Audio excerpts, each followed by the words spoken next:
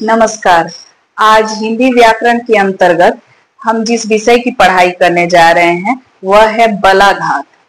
ये कुछ विद्यार्थियों के लिए नया विषय हो सकता है, क्योंकि बलाघात बहुतों ने इस शब्द को सुना भी नहीं होगा। तो आइए इस पर चर्चा करते हैं। बलाघात ये दो शब्दों से जुड़कर बना है। बल और जोड़ आघात दो शब्दों से मिलकर बना है। बल जोड़ आघात। बल का अर्थ क्या होता है? बल का अर्थ होता है शक्ति, क्षमता। बल यहां जोड़ के अर्थ में लेंगे, यहां पर शक्ति और जोड़ के अर्थ में लेंगे बल को। आघात का अर्थ होता है प्रहार करना, धक्का मारना या जोर से चोट करना। आघात यहाँ पे इस अर्थ में आघात होगा। तो बल अर्थात शक्ति और आघात जोर से धक्का मारना, विशेष बल का प्रयोग करना, जोर देना। तो बलाघात शब्द का शाब्दिक अर्थ हमने समझ लिया। इसका एक और नाम है स्वराघात। एक और नाम क्या है? स्वराघात। तो बलाघात कहें या स्वराघात कहें, दोनों का अर्थ एक ही होता है। बलाघात का शाब्दिक अर्थ है बल जोड़ आघात, दो टुकड़ों में बटा, दो टुकड़ों से मिलकर ये शब्द बना है। शक्ति और जोर, शक्ति से जोर से प्रहार करना। आघात का अर्थ है प्रहार करना। तो यहां तक बात सबको समझ में आ गई होगी कि बलाघात का शाब्दिक अर्थ क्या है। अब आगे बढ़ते हैं। आगे बढ़ते हुए हम क्या देखते हैं कि बलाघात की परिभाषा क्या होगी। अगर पूछा जाए कि बलाघात किसे कहते हैं, अभी तक हमने क्या समझा? हमने इसका शाब्दिक अर्थ समझा है। अब आगे हम इसकी परिभाषा को समझते हैं, या बलाघात किसे कहते हैं इसको समझते हैं। आइए देखते हैं। पहला जो है, देखिए इसकी जो परिभाषा है वो क्या है, ध्यान से समझना होगा। शब्द बोलते समय, शब्द को बोलते समय, ठीक है, शब्द को बोलते समय अर्थ एवं उच्चारण की स्पष्टता के लिए। दो बातें आई। शब्द को बोलते समय, शब्द को हम बोल रहे हैं, किस लिए बोल रहे हैं? शब्द जब भी हम बोल रहे हैं तो उसको स्पष्ट रूप से बोलना अति आवश्यक है, लोगों को समझ में आए और उस अर्थ का अनर्थ ना हो, ये भी जरूरी है। तो अर्थ और उच्चारण की स्पष्टता के लिए, मतलब सटीक रूप से बात सामने वाले को समझ में आ जाए। जब हम किसी अक्षर पर विशेष बल देते हैं उसे बलाघात कहते हैं। यहां तक बात समझ में आ गई होगी कि इसकी परिभाषा क्या है। बलाघात की परिभाषा है कि शब्द को बोलते समय अर्थ एवं उच्चारण की स्पष्टता के लिए जब हम किसी अक्षर पर विशेष बल देते हैं, बल देना मतलब जोर देते हैं, तन कर जब बोलते हैं, उस अक्षर पर रुक के तन के बोलते हैं, तब वहां बलाघात होता है। तो बलाघात किसे कहते हैं हमने समझ लिया। शब्द बोलना है, बोलते वक्त हमें क्या ध्यान रखना? अर्थ और उच्चारण में स्पष्टता हो, सटीक रूप से साफ साफ शब्द समझ में आए, उसका अर्थ भी सही रूप में समझ में आए। इसके लिए जब हम किसी अक्षर पर जोर देते हैं, विशेष जोर देते हैं, बल देते हैं, उसे ही बलाघात कहते हैं। अब आगे बढ़ते हैं कि बलाघात लगता कहां होगा, इसको भी तो जानने की आवश्यकता है। और ये मौखिक रूप से है, क्योंकि बोल रहे हैं। यहां पर भाषा को जब हम बोलते हैं वही ध्वनि है, ठीक है। हिंदी व्याकरण में अ, आ, हस्व, ई इत्यादि को जब हम बोलते हैं तो वो ध्वनि है, और उसको जब लिखते हैं तब वो वर्ण बन जाता है। तो इस बात का विशेष ध्यान रखिए। आवाज ही ध्वनि है, लेकिन वो निरर्थक भी हो सकती है। अब मान लीजिए पशु पक्षियों की आवाज हो गई, या अर्थ या अनर्थ में किसी गाने को हम गुनगुना रहे हैं, तो वो तो ध्वनि है, लेकिन क्या वो व्याकरण की दृष्टि से ध्वनि है? नहीं, व्याकरण की दृष्टि से ध्वनि वो है जो भाषा से जुड़ी है। भाषा के अक्षरों को जब हम बोल रहे हैं वो ध्वनि है। जैसे अ, आ, क, ख, इनको जब बोल रहे हैं तो ये ध्वनि है, जब इनको लिखते हैं तो ये वर्ण है। इसका विशेष ध्यान रखें। ठीक है, आगे बढ़ते हैं। तो कहाँ लगता है बलाघात, आइए इस पर चर्चा करते हैं। पहला है कहाँ लगता है। पहले तो आप ध्यान रखें कि जितने भी संयुक्त व्यंजन हैं, मैंने पिछली कक्षा में पढ़ाया है, आप जाकर पहले के वीडियो को देखें तो आपको समझ में आएगा कि संयुक्त व्यंजन क्या है, कितने हैं, इस पर मैंने विस्तृत व्याख्या की है। तो उससे जरूर आप देखें। अगर व्याकरण को बारीकी से आप समझना चाहते हैं, आसान भाषा में समझना चाहते हैं, तो उन वीडियो को देख लीजिएगा, तो आपको आसानी रहेगी, समझने में आसानी होगी कि संयुक्त व्यंजन आखिर है क्या। तो आइए देखते हैं। संयुक्त व्यंजन के पहले वाले वर्ण पर लगता है। संयुक्त व्यंजन के पहले वाले वर्ण पर लगता है, जैसे कि इंद्र हो गया, इंद्र हो गया, विष्णु, ये आप देख रहे इंद्र लिखा हुआ है, इंद्र।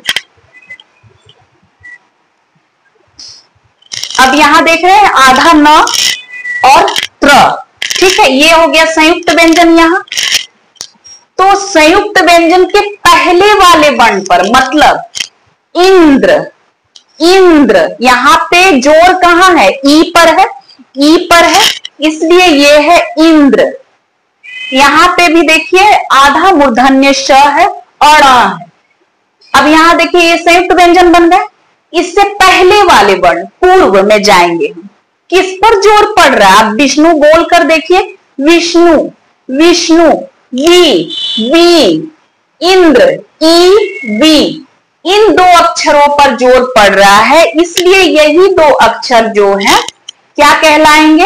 ये दो अक्षर बलाघात कहलाएंगे। इन्हीं पर, शब्दों के जिन अक्षर पर ये दोनों अक्षर बलाघात के अंतर्गत आएंगे।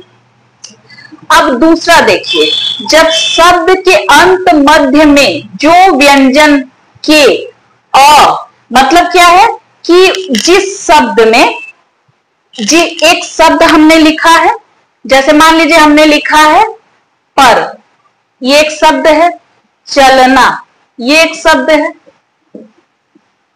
अब हमें तो पता ही है कि व्यंजन का उच्चारण बिना स्वर के सहायता के होगा ही नहीं, ये हमने पहले वीडियो में देख चुका है, पहले वीडियो में पढ़ाई इसकी की है कि व्यंजन क्या है, स्वर क्या है।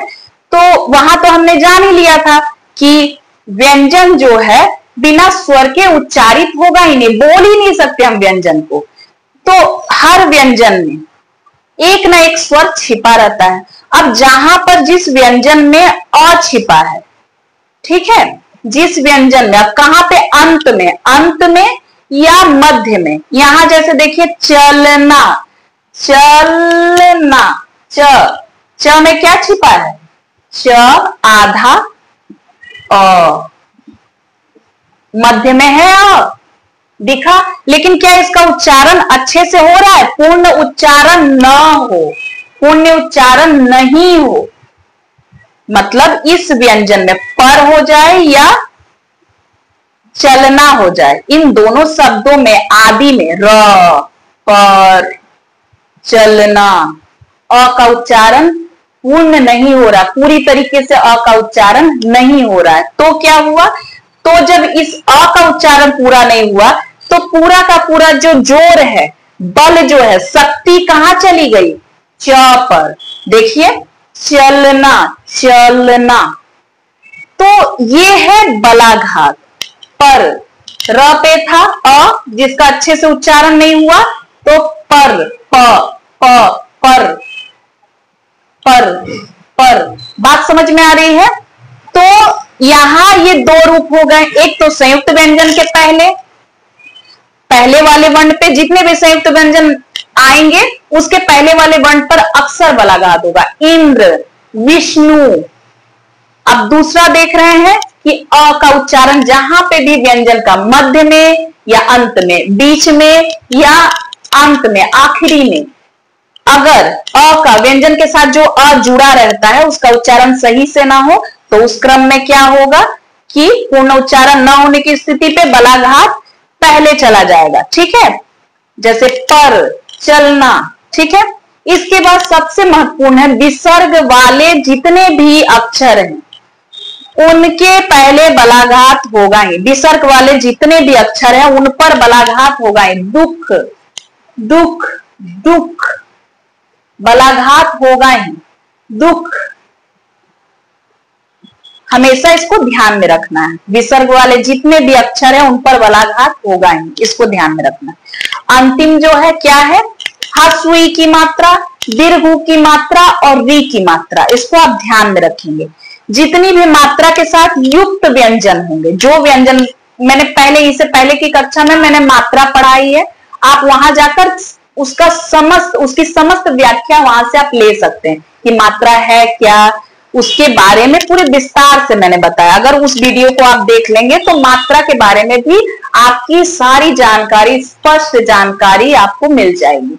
तो देखिए, ह्रस्व ई, दीर्घ ई, री की मात्रा से जितने भी युक्त व्यंजन है, जुड़े हुए व्यंजन है, के पहले स्वर पर बलाघात होता ही है। जैसे देखिए, ये र है, इसमें कौन सी मात्रा लगी है, ह्रस्व ई की। ठीक है, ह्रस्व ई की मात्रा लगी है, ह्रस्व ई की मात्रा लगी है। हरि, मैं ऊपर इसे समझाती हूं तो समझने में आसानी होगी।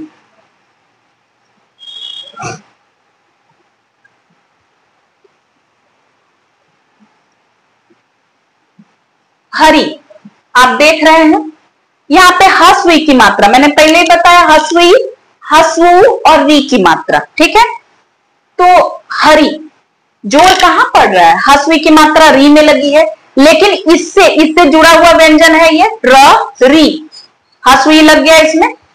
हरि, इसमें देखिए जोड़ ह पे पड़ेगा, हरि, हरि, हरि। मधु, मधु, म पे जोर आएगा क्योंकि ह्रस्व की मात्रा के पहले वाले स्वर पर। म, ह के साथ देखिए अ छिपा है, अ पे जोर आ रहा है। हरि, हरि, हरि। मधु, मधु, मधु, अ पे जोर आ रहा है।